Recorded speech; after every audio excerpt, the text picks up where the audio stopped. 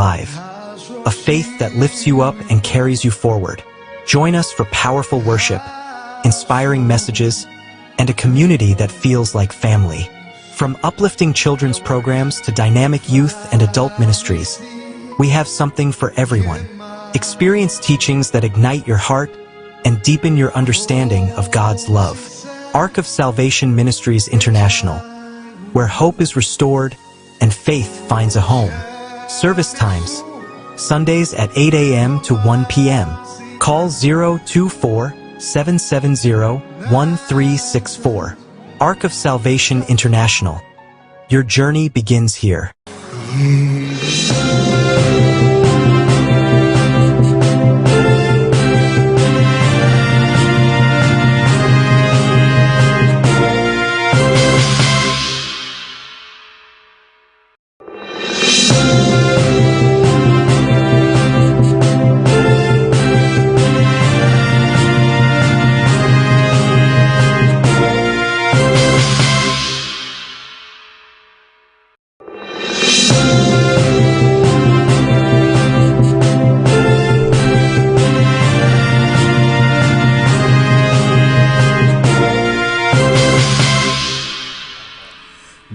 De shimamba no sia abo e whatever television so ma yema wachi ema wakwaba emra anopa no sia Kasea yede esumu abribia no ene enso ebraso se yede Kasea ebesumu weye omaika na munsama yaboaboa no a yede esumu na ebako piemu e osunyane ehonomo ena apomuden asoye no ede abetu emonten so se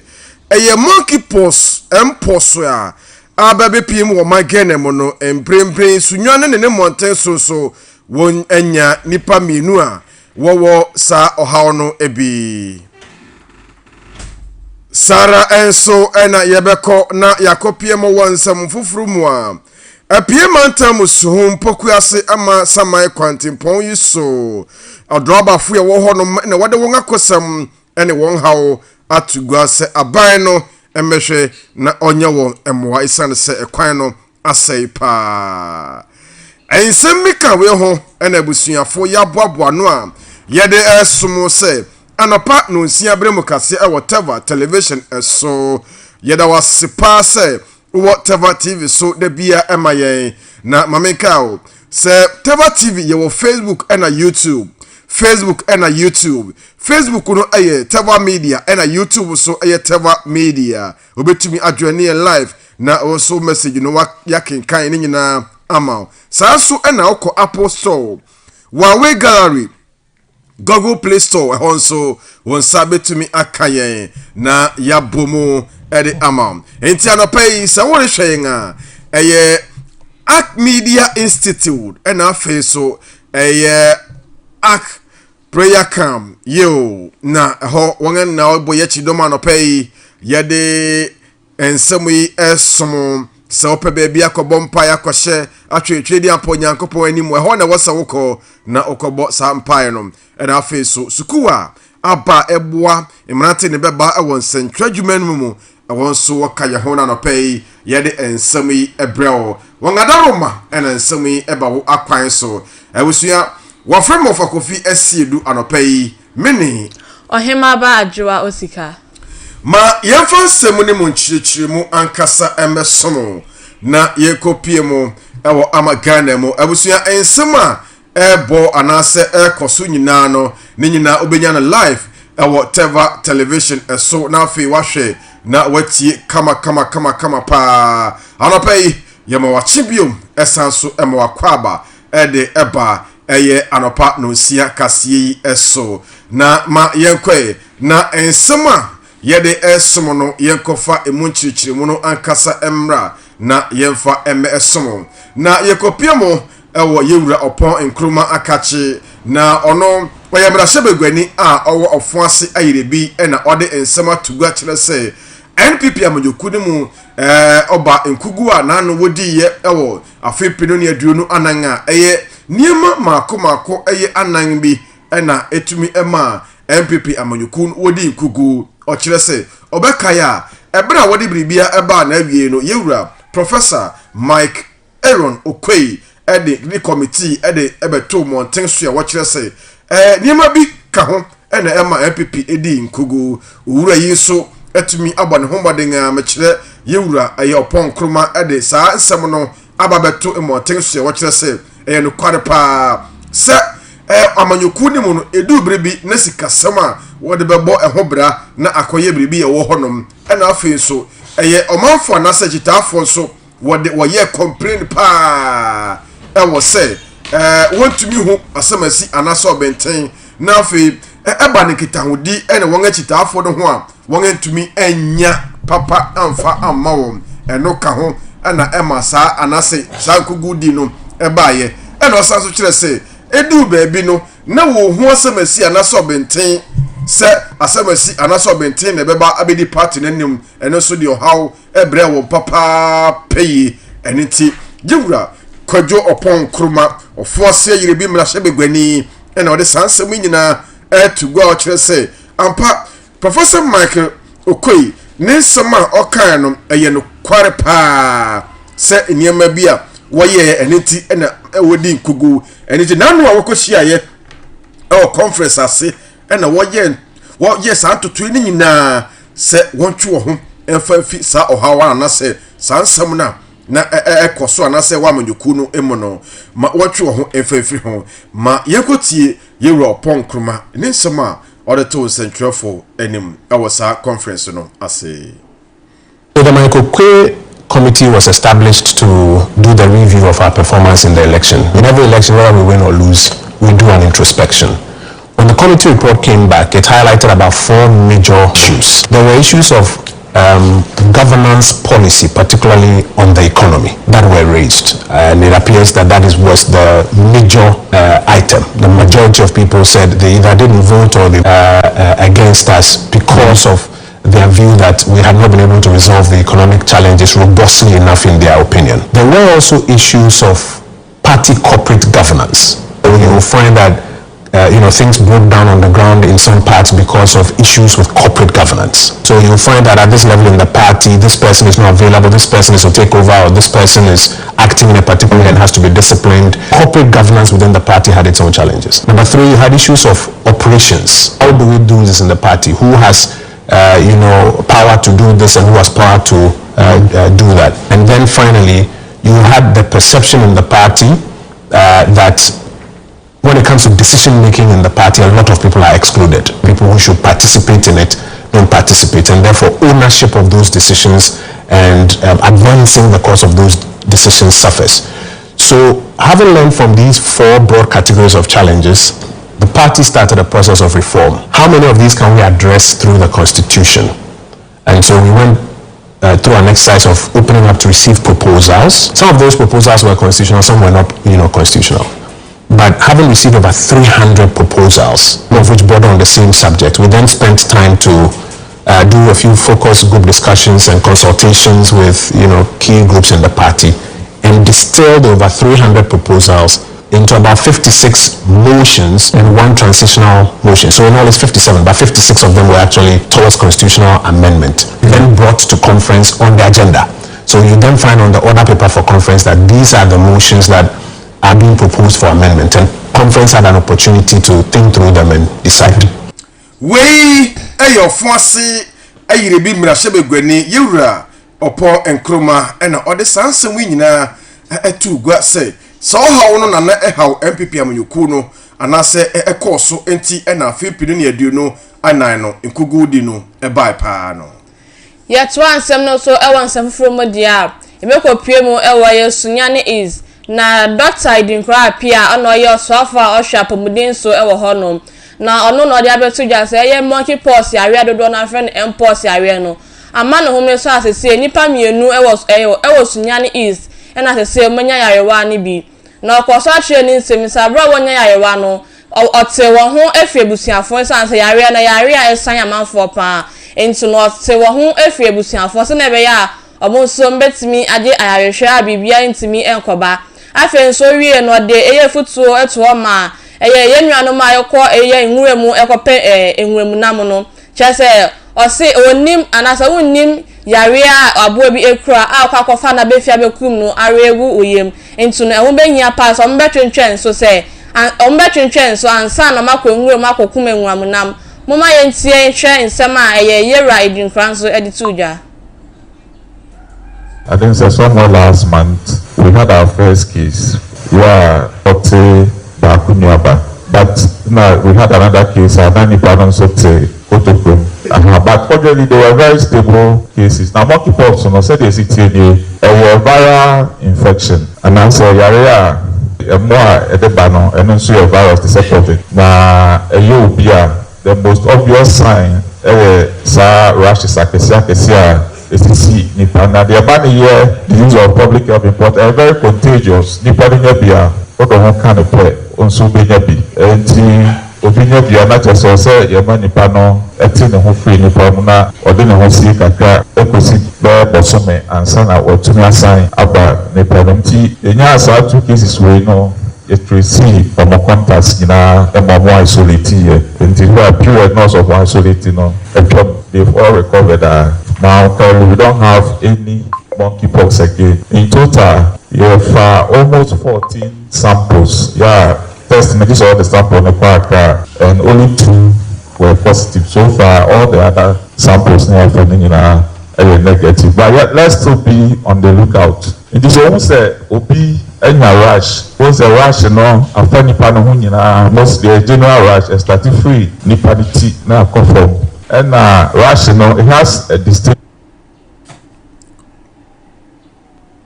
Way nsema efri yera Dr. Edin Kranso akache about your swafo a ohwa pomudin mo nsem so ewo sunyane is na chese monkeypox area ne sisi anu ama na hum ne so den tebese Ghana fo nyina se omo nhwe na mo bom ho ban se na be ya obi ankonkofa monkeypox area ni bi so emba yetie no panosia Kasea ene so ewo Tevah television so adaroma uko Facebook a sabe kaye ewo so Tevah media and a YouTube so Tevah media ma yendi enkomo ewo so na fa messages no ebra yebekenka ni nyina ama ene Anopa ene asunaba kodwo Anopa o se wo hwe pa ewo Facebook nyamishraw na onya okese na Ghana Police Service adwumako no wongatumi abo homoden ewo inkrene pumpuni mantemo akronfo awiremfu bia won abo wontimu po esusu se wo pese woko na woko operation ewo labadi anase you na sansem no anase sa nsem na ebeto mountain so anase police fo enya sa tit ne pe na wotu bi bo homoden ebom pempe ewo labadi honomo na won kire se opani bi ono onfi Ghana na foreigner ena be piem cantonment na honomo ena wonya nte se emarati bi aye won adwere se wopese woko na woko bosa akro no na police fu won kre popuni matam bo homoden se sa amarati wo beyi won apie na wa akohwe de entia anase ne ekoso ne woye ewo labadi hotel honom na eno ena police fu kopi won so ya na kire se emarati wo susu se wo ya akronfo akrebrifu yi esane tio edigu a police fu yi so na no ena police fu ya wo nkene pomponi mantem okoye sa operation no so wo so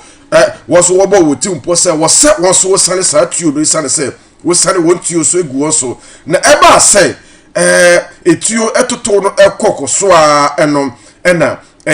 emranti ya sabe wo ya akronfo akrebrifu yi nipa mienu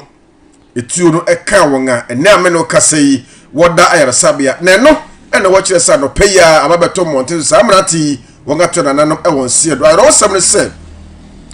a police fu na woni sa amranti etoto tu anase woyi tu anui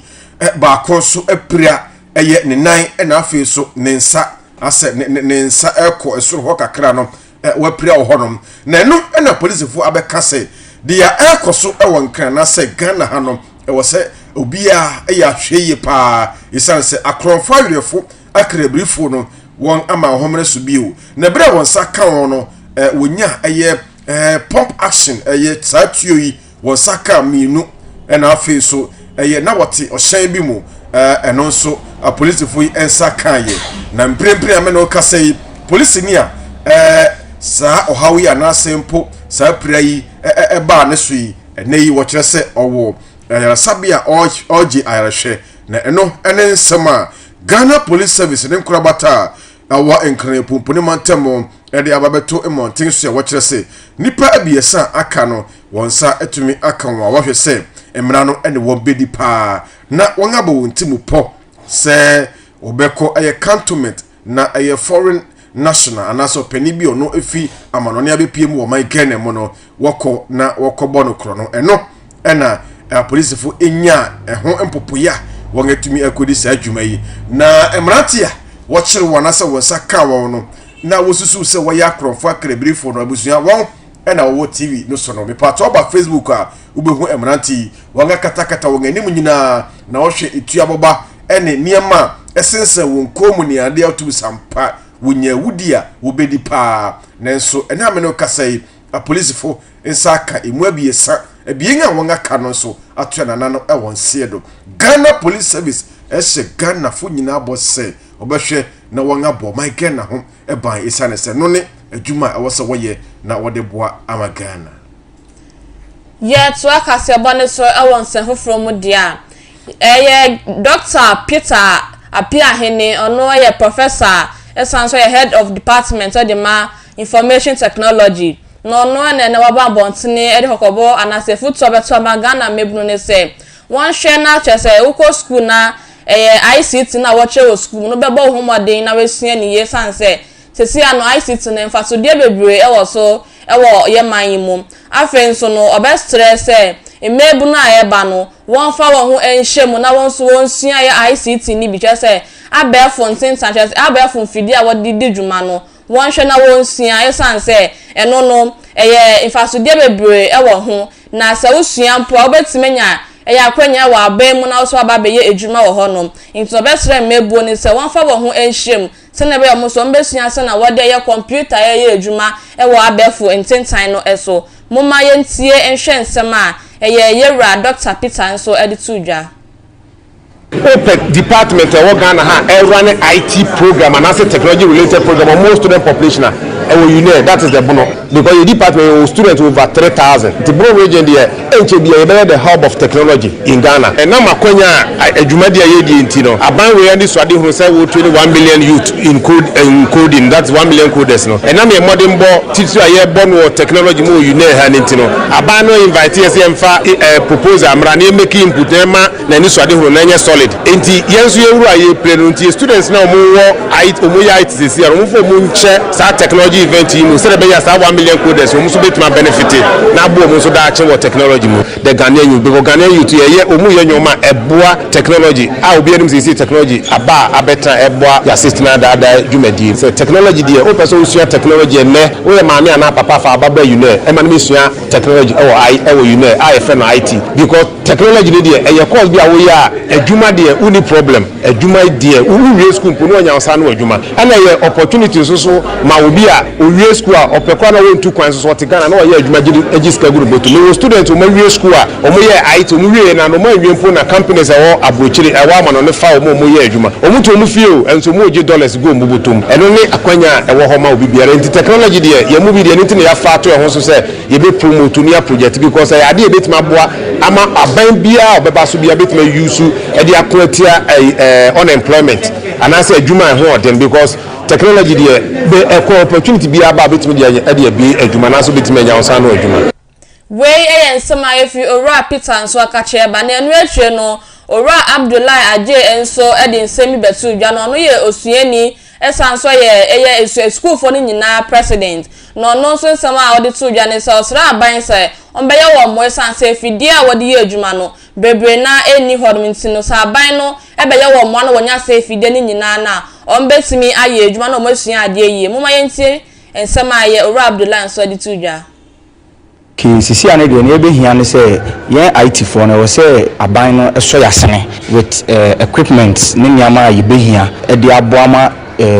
additional na koso bi ti se bi aye IT lab ye equipments bi ne some models bi aye be yusu e de design app ne nyama ni nyina no na ye be sere fi aban so e be boama ye projects na ye no e be ko wiase nyina ama obi ehunu se project bi sei na yeah. Network assembly dey and also any issue because with IT ni bibia about data we be issue it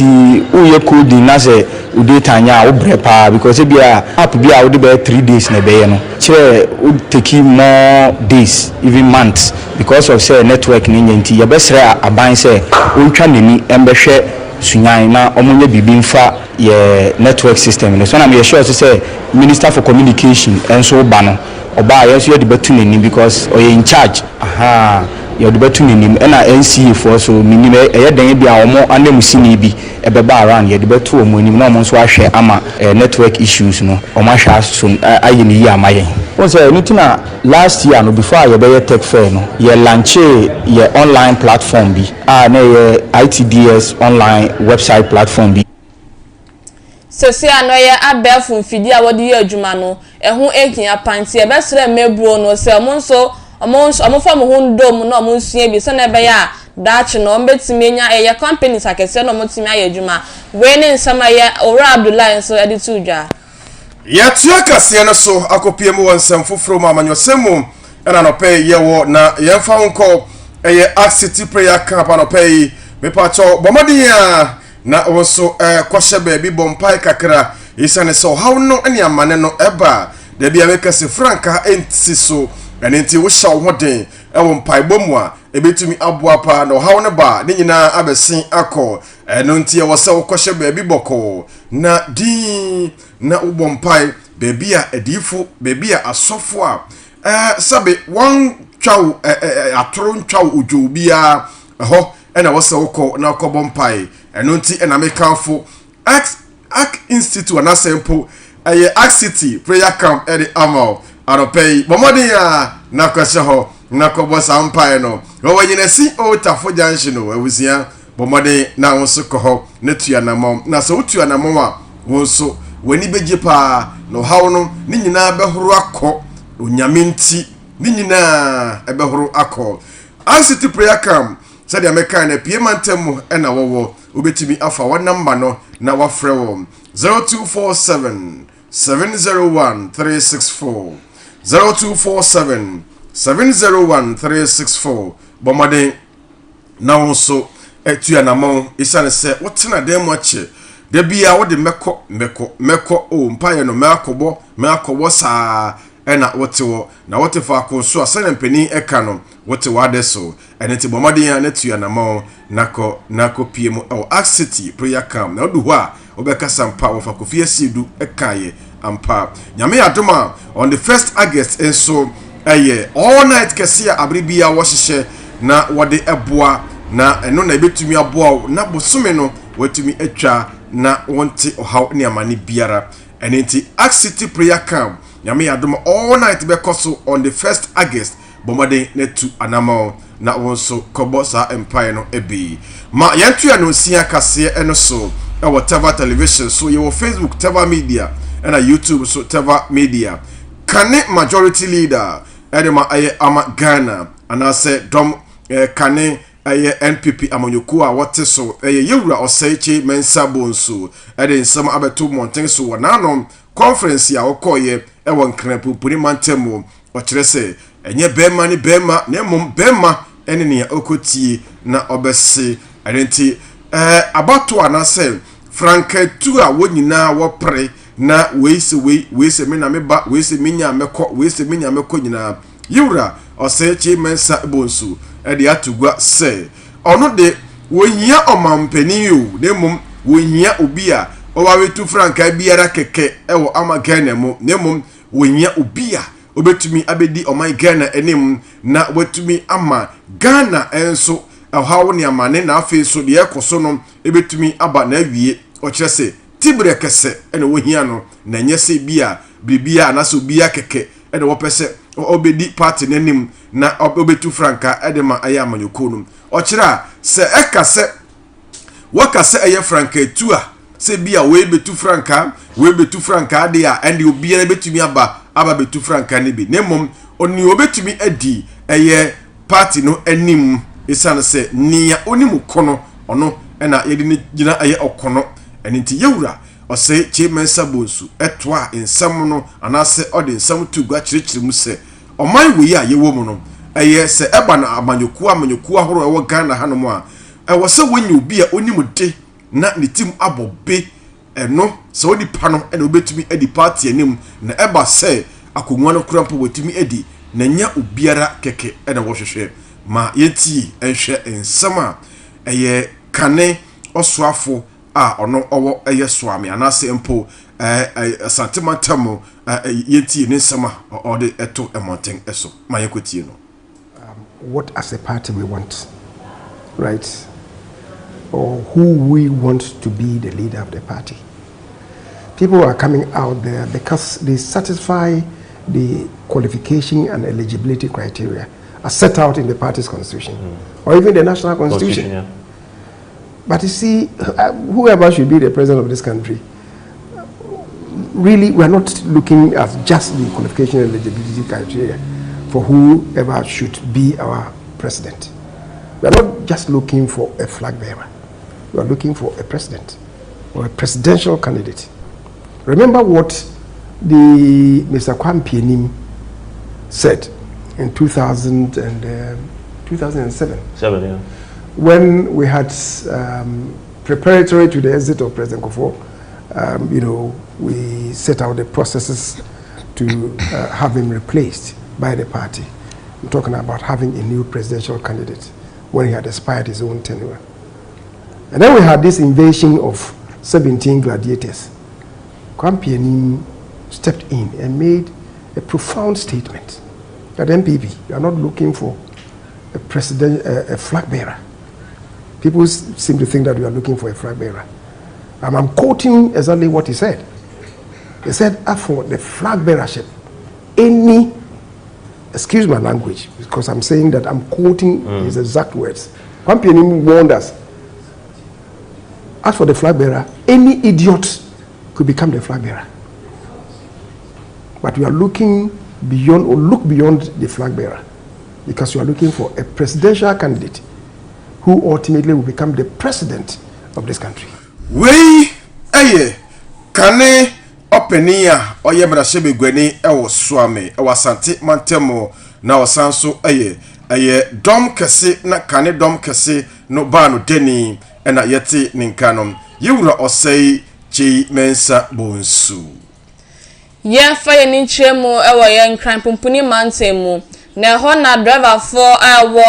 Kasea efi pokwa sama de konsa wo mu no wode ade de abeto aban nanim esan se akwan a wofa so edi didwuma no kyese kwan na sey a abrini abibia no na omoka no esey eni ntin wosra aban sa aban emeye wo mwa na ontimi nya kwan na emfa ma wo na enumu no na ye Rora Gideon ono so ya driver ni Kasea efi seke wode kokede ono so ede ni nstem ebeto dwa se ekwan na sey kwan na nye ntin abrini abibia wofa so a na won ka no asey ntin no wasra aban sey aban behwe won na onye ye akwan no emfa ma wo na muntimi efendi dada dwumedie mama yentie hwe ye nsem a Rora Gideon so edi tu dwa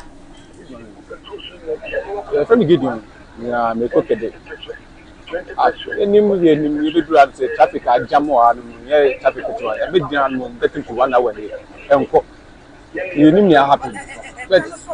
senior kwan esi akwa nowadays no amai na mpa we so ye break too much so make sure you hu bia come here say kwan na ko ka ba kunya se be penete se abroko fani ni na open ko obema so mbe ye be go be tumi ahwe no ma ye hu bia ma ye say be boy sin ni a ye nemo ye that say passengers o mo kwa ya de ya ba be traffic no getting to more than 1 hour and you do traffic ye nko ye gina ni gina so me try be jam I say be boy me das minute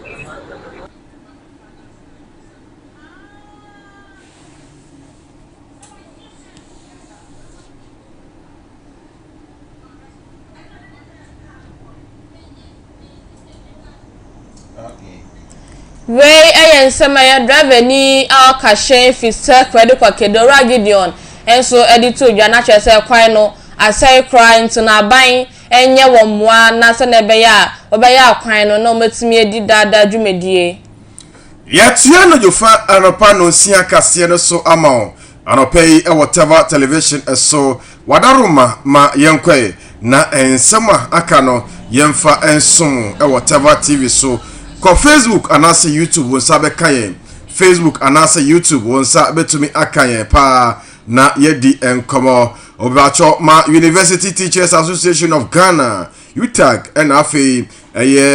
association no university KNUST enso wode wansam abebeto emonten so na we yakosama woma omampanyi John Dramani Mahama bosume mako abiesa 3 months se onfa NCSC o my Ghana yiye na ochira titriu galamse honsensam ekoso ama Ghana mo no na wode sansem we ede abebeto emonten so na president Edema University Teachers of Ghana Yewura Professor Eric Abaveri and the other sansam no ede atu emonten eso na nensem o kan nyina ne se woma omampeni John Dramani Mahama bosume no poli miensa onfa yenchehye galamse no esay o man Ghana super pa ama university fo no kura kasa chese wo chese se ebane se wo experiment ahoro na wo pensu aye anase niema bi wo wo se wo de ensu a etenem eya etumi ha wadwen pa enenti na won ama omampani bosome poli miensan na yekoti enhwe onumonyamfo ya nase professor yi ne nsema okaye ma yekoti. UTAG is now convinced that if the government really want to fight Galaxy, it doesn't need more than 2 months. Now he has 6 months. We are hearing from grapevine that the LI, instead of it repeal, they are discussing of amendment. But that's what we agreed. We never in any way said we wanted amendment. So that was a breach to the pact. Indeed, if the government really want to solve Galamsey problem, he would have solved it by now. Somebody may say, well, he said it's an emergency, state of emergency. Yes, you can call state of emergency. Rhetorically, he just talked about state of emergency. Then let us place it into action. It is clear to us that one, they are not committed to solving it. And therefore, UTAG feel that we have been used. Professor Abavari ena yete ninkano na Professor Eric Abavari nensam nyina ne se omampani John Dramani Mahama se wamane homoden bosome miensan na wentu galamse yase ewo man Ghana mu a anasa bosome miensan idi anim a wo ma no wentu galamse na se a na chese wedi o man Ghana hwambo pa isane se na proba na obo kane na proba na obo a opese obedi akunwa no osayo kon esai se obetena kunwa ne so ya obma Ghana nefu akakra bi obehwe na wako na wode ama galamse anase wode akwatia galamse na ekoso ewo Ghana no na wokira won ahwe ni mu a se kwa na ekoso nsu se ya na esei eniti onhwe na omwabwa no ho se bosumi miensa na chi na sabe wantumi amaye bibiade a na chese eyade a oman Ghana omanpanyi John Dramani Mahama wadi yehuambo kese pa we ene ensama efi UTAG mpenifo eho akyerɛkyerɛfo nkabom a ewo oman Ghana mu president odano ena ode sansem we ede abeto emonten eso abusua mayenyina hai na Kasea yede somo Anopa yi ewo no nsia bere mu yemfa ne nyina ensi emfa emam nsem no na doso na yekofa nsem no bebre na efi ama Ghana mu ena yede somo na yekopie nsem no ebi eso ewo ofoasi ayerebi mrahye bigwani Yewura nensama oka ne nyina enese MPP amanyuku no kane nkugu a wodi no niema mako anan bi enti enema wodi san nkugu no enti wo hia delegate anase conference na se no wo toto adwene ewo ne nyina eho eno no yakotie emu ensem. Sanso na yedi eni epie mu ewa Yesunyane East na Dr. Edinkra na yo swafo a ohwa pomudi mu nsam so ewo ho ono no de beto dwa se ye monkey pox awe no nipa mienu na nya bi ewo Yesunyane na mpempran ya kase je omo ho ato omo ntino be sere se abrini abribi obehwe ho so yie so na ebe ya nkofa yarewa ni bi emba medi emu ensem ebremu Ghana Police Service adwumaku nkrabata ewo enkran pumpuni mantemo enso ebo mpempe anwura besia wo bo wontimu pose cantonment opanyini bi ofi abrochiri na wabetena Ghana ha wokwakọ wiya na nase wosusu se wokọgbọkro no na wonge prepare na wiye ni niama no Ghana Police Service akire sa akromfo akrebrifui eniti wode won begina emra no ano ensem bi kawe ho na Anopa ye boaboa na de somo se Anopa no sia Kasea whatever television so mamenka wo se wo pese wo ye nsentro adwuma yi bi na obebin pa na de yeye wo so wutumi ye bia me pacho Arc Media Institute wo my Ghana mu wo no beboa na watumi aye wo de 6 months na asiwo a wo be kire sa niam yi nyinara na afi 3 months so watumi e de ay attachment na aboa wo wadaroma se wo pese won so obeye nsentro adwuma yi bi pa dia newscasting program hosting camera handling DJing radio and TV ni nyina obetumi aba na awaso akwakosua ade ewo Arc Media Institute me patcho form so no aye krado enti obetumi aba na so abefa wode ewo se wokọ na won so kwakosua ade ewo honom Arc Media Institute we pie mantem sanso won kran pumpuni mantem wo kire se obepie mu wo honom a ba bia wode uti beto accommodation ni nyina ewo honom a oba obetumi anya ba bi ada Arc Media Institute na no pay make afo e de ama say yensentro adwuma no nko ade a eho na wo se wokọ na okosua ade wangadaroma na nsami e ba wakwan so obetumi ahwe screen ase na afi wafa 34 number no na afi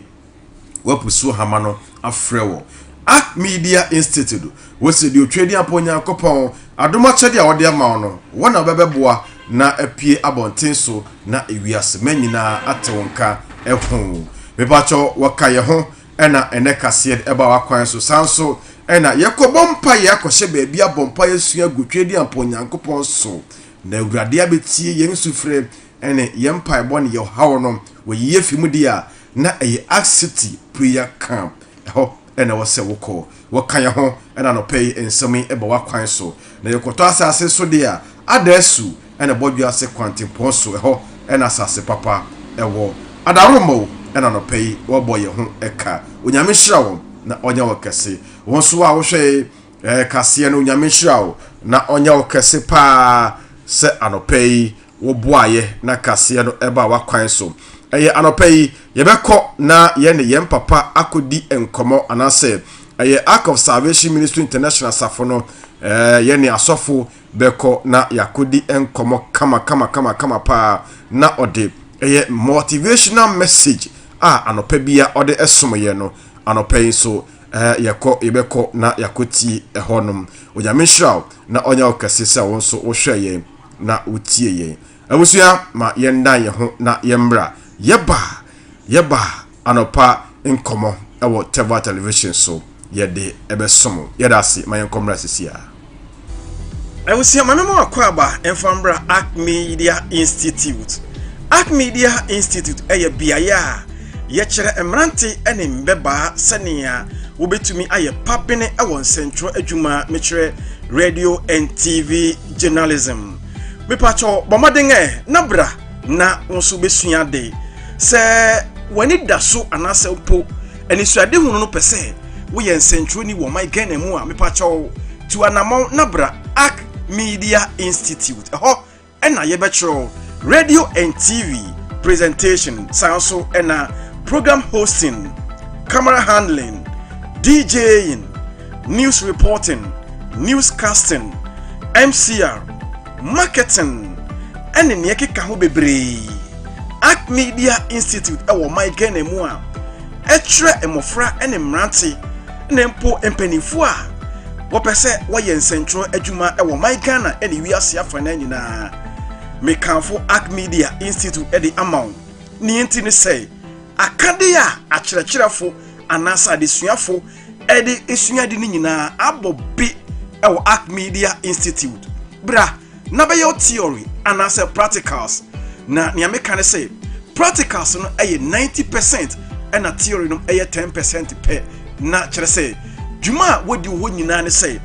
eni so awdi hu no betumi abemu edi amount eno nti na ye kanfo Arc Media Institute edi amount me pacho 3 months and afi so 6 months courses and a school eye me pacho bra na besua de se ne be ya wo so betumi aye pabene eni suade hu ne adoma kyede a